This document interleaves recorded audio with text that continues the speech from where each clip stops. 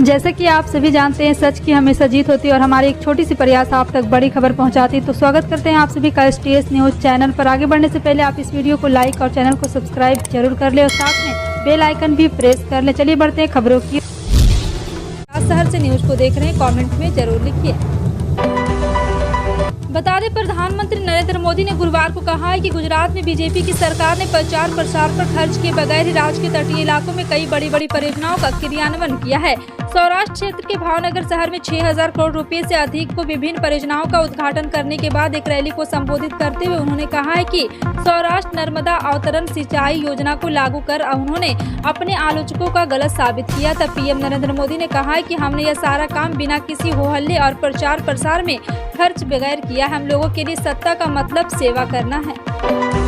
राजस्थान के मुख्यमंत्री अशोक गहलोत ने गुरुवार को कांग्रेस के अध्यक्ष सोनिया गांधी से मुलाकात की। इस मुलाकात पर सबकी नजरें थी। कांग्रेस अध्यक्ष से मिलने के बाद अशोक गहलोत ने मीडिया से कहा कि राजस्थान के सीएम पद पर फैसला सोनिया गांधी करेगी। साथ ही साथ अशोक गहलोत ने खुद को कांग्रेस अध्यक्ष पद से चुनाव की रेस में बाहर कर दिया और कहा है कि वो पार्टी अध्यक्ष का इलेक्शन नहीं लड़ेंगे। दरअसल राजस्थान में कांग्रेस में दो खेमों के बीच बयानबाजी देखने को मिली।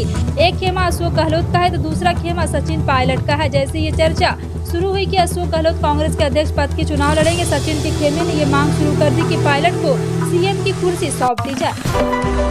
मुख्यमंत्री सचिवालय संवाद में बिहार के उद्योग विभाग के द्वारा गुरुवार को इन्वेस्टर समिट 2022 का आयोजन किया गया। इसमें CM Nitish Kumar, deputy CM Tejashwi Yadav, उद्योग मंत्री समीर महासेठ, वित्त मंत्री विजय चौधरी और यहाँ पे आपको बता दें कि आमिर सुहावनी और अन्य लोग भी मौजूद रहे। कार्यक्रम को संबोधित करते हुए कहा है कि आप लोगों को जो भी दिक्कत होगी उसका हम लोग समाधान करेंगे। नीतीश कुमार ने कहा है कि औद्योगिक संस्थानों को मदद मिले उस तरह की नीतियाँ बन रही है। कोरोना काल में वापस लौटे मजदूरों को हुनर के हिसाब से रोजगार मिला। देश के नए चीफ ऑफ डिफेंस स्टाफ की नियुक्ति की गई है और आपको बता दें कि देश के पहले CDS जनरल बिपिन रावत के हेलीकॉप्टर हादसे में हुई मौत के करीब 9 माह के बाद लेफ्टिनेंट जनरल अनिल चौहान की इस पद पर नियुक्ति की गई। चीन विशेषज्ञ चौहान अपने पदभार ग्रहण करने की तारीख से और अगले आदेश तक सैन्य मामलों के विभाग में सचिव के रूप में भी कार्य करेंगे।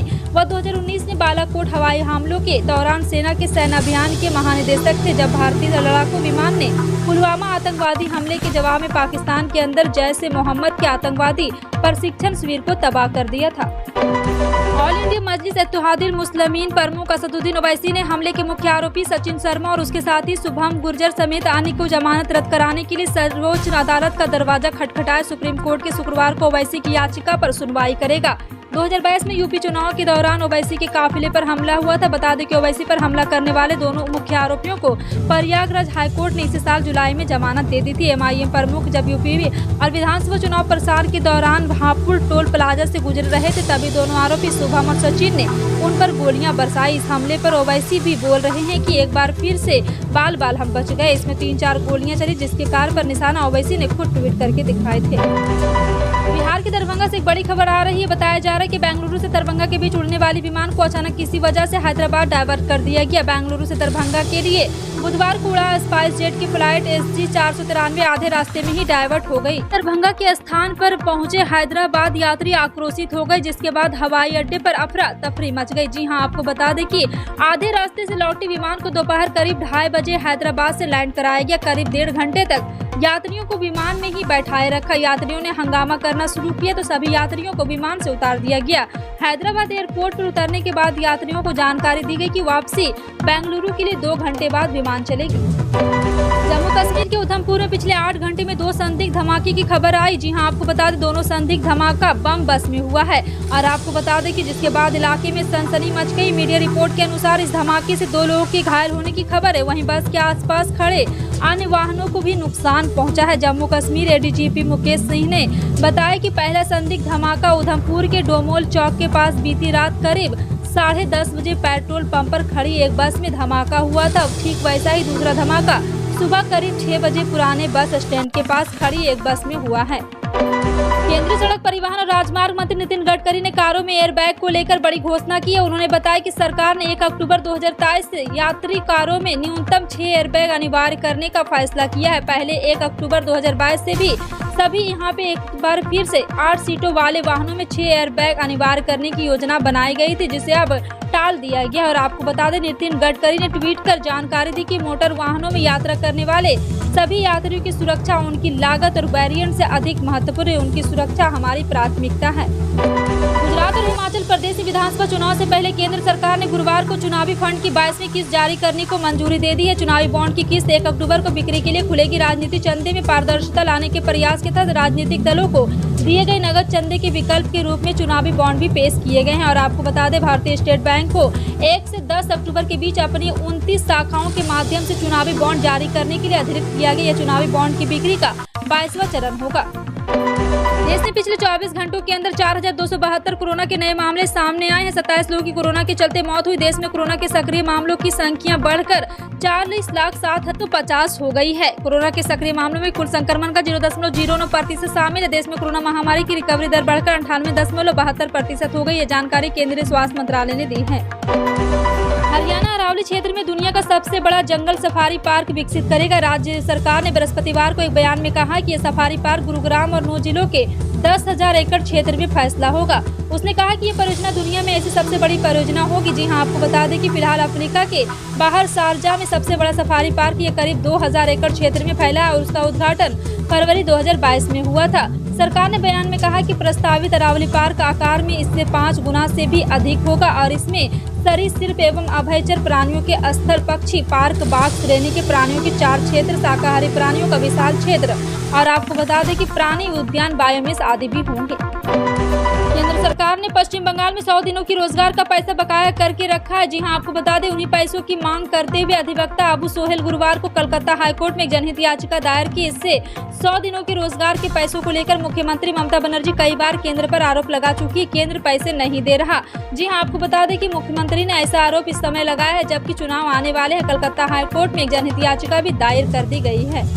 उत्तराखंड के पर्वतीय जनपदों में स्थित राजकीय मेडिकल कॉलेज अब फैकल्टी की समस्या से नहीं जूझेंगे। चिकित्सा शिक्षा मंत्री डॉक्टर धन सिंह रावत की पहल पर राज्य सरकार ने मेडिकल कॉलेज में नियमित एवं संविदा पर तैनात मेडिकल फैकल्टी के उनके वेतनमान के सापेक्ष 50% अतिरिक्त भत्ता देने का निर्णय लिया है, जिसका शासनादेश शीघ्र जारी कर दिया जाएगा। राज्य सरकार के इस फैसले से पर्वतीय क्षेत्रों में राजकीय मेडिकल कॉलेजों आवश्यकता अनुसार फैकल्टी मिल सकेगी। हरियाणा में खेती के नए कृषि यंत्रों का प्रयोग बढ़ता जा रहा है। इसमें अब ड्रोन का भी नाम शामिल हो गया है। ड्रोन की कृषि में उपयोगिता बढ़ाने को लेकर सरकार की ओर से लगातार प्रयास किए जा रहे हैं। इसके लिए किसान और युवाओं को ड्रोन चलाने का प्रशिक्षण दिए जाने की योजना बनाई गई है। महाराणा प्रताप बागवानी विश्वविद्यालय में प्रदेश का पहला ड्रोन स्कूल खोला गया। इसमें युवाओं को ड्रोन चलाने का प्रशिक्षण दिया जाएगा।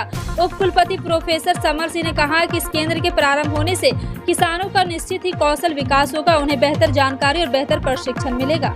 GMR समूह द्वारा संचालित दिल्ली हवाई अड्डे 5G नेटवर्क के रूप में बना दिया गया है। दिल्ली अंतर्राष्ट्रीय हवाई अड्डा लिमिटेड ने रविवार को यह जानकारी दिया। जी हां, आपको बता दें कि इसे दूर संचार में भी 5G इंटरनेट सेवा शुरू करने के लिए यहां बताई जा रही, तो यात्री यहां पर इन सेवाओं का लाभ उठा सकेंगे। डायल ने कहा है कि एयरलाइन और हवाई अड्डे के अन्य हितधारक तेज, सुगम और सुरक्षित कनेक्टिविटी चाहते हैं। उसने कहा है कि 5G नेटवर्क से 20 गुना तेज डाटा स्पीड मिलेगा। डायल ने कहा है कि T3 टर्मिनल पर यह सेवा चरणबद्ध तरीके से शुरू की जाएगी। डायल के मुख्य कार्यपालक अधिकारी विजय कुमार जयपुरिया ने कहा है कि 5G नेटवर्क से प्रभावशीलता बढ़ेगी और त्वरित निर्णय लेने में मदद मिलेगी। रेलवे में सफर करने वाले यात्रियों के लिए अच्छी खबर आ रही है। जी हां, आपको बता दें कि 2 दिवसीय गुजरात दौरे पर पहुंचे प्रधानमंत्री नरेंद्र मोदी वंदे भारत एक्सप्रेस को हरी झंडी दिखाएंगे। एक प्रेस विज्ञप्ति के अनुसार पीएम मोदी गांधीनगर और मुंबई सेंट्रल के बीच चलने जा रहे वंदे भारत एक्सप्रेस को झंडी दिखाएंगे। बता दें कि यह ट्रेन पीएम मोदी का ड्रीम प्रोजेक्ट है।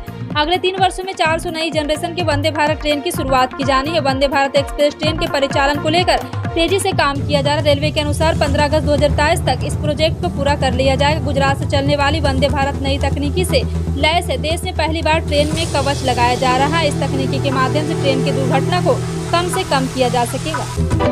खरीफ सीजन अपनी पीक पर है, जिसके तहत इन दिनों खरीफ सीजन की मुख्य फसल धान की कटाई शुरू हो गई। इसके साथ ही किसानों ने रबी सीजन की तैयारियां शुरू कर दी है, जिसमें किसान रबी सीजन की मुख्य फसल गेहूं के उन्नत बीजों की व्यवस्था करने में जुट गई है। लेकिन किसानों के लिए जानना जरूरी है कि उन्नत बीजों से बेशक वो फसल की गुणवत्ता और उत्पादन में सुधार कर सकते हैं, लेकिन बम्पर उत्पादन के लिए किसानों को गेहूं के बेहतर किस्म की जरूरत होती है। मौजूदा समय में वैज्ञानिकों ने गेहूं की ऐसी किस्में विकसित कर ली है जो 1 हेक्टेयर में 96 क्विंटल तक उत्पादन करने में सक्षम है। जी हां, आपको बता दें कि सीजन में किसानों की गेहूं और किस्मत दोनों फैल जाएगी। बिहार में निकाय चुनाव को लेकर एक बार फिर पेंच फंसता दिख रहा है। निकाय चुनाव में आरक्षण को लेकर मामला पटना हाईकोर्ट में है। मामले में बुधवार और गुरुवार को सुनवाई हुई। इस पर फैसला 4 अक्टूबर को सुनाया जाएगा। इसके बाद तय हुआ कि चुनाव पर रोक लगेगी या फिर तय कार्यक्रम के मुताबिक ही वोटिंग होगा। पटना हाईकोर्ट में सुप्रीम कोर्ट के निर्देश पर अब इस मामले पर सुनवाई होगी। और आपको बता दें, इसके बाद राज्य सरकार की तरफ से महाधिवक्ता ललित किशोर के साथ साथ सुप्रीम कोर्ट के सीनियर एडवोकेट विकास सिंह ने अपना भी पक्ष रखा है। कोर्ट ने बिहार सरकार की तरफ से उनके वकील ने कहा कि चुनाव कराने की फैसला सही है। फिलहाल आपका इन सभी खबरों पर क्या कहना है, कमेंट सेक्शन में टाइप करके जरूर बताएं। इसी तरह की पल पल की अपडेट जानने के लिए जुड़े रहें आप अपने NTS न्यूज चैनल से। मिलते हैं अगली बड़ी खबर में, तब तक के लिए जय हिंद।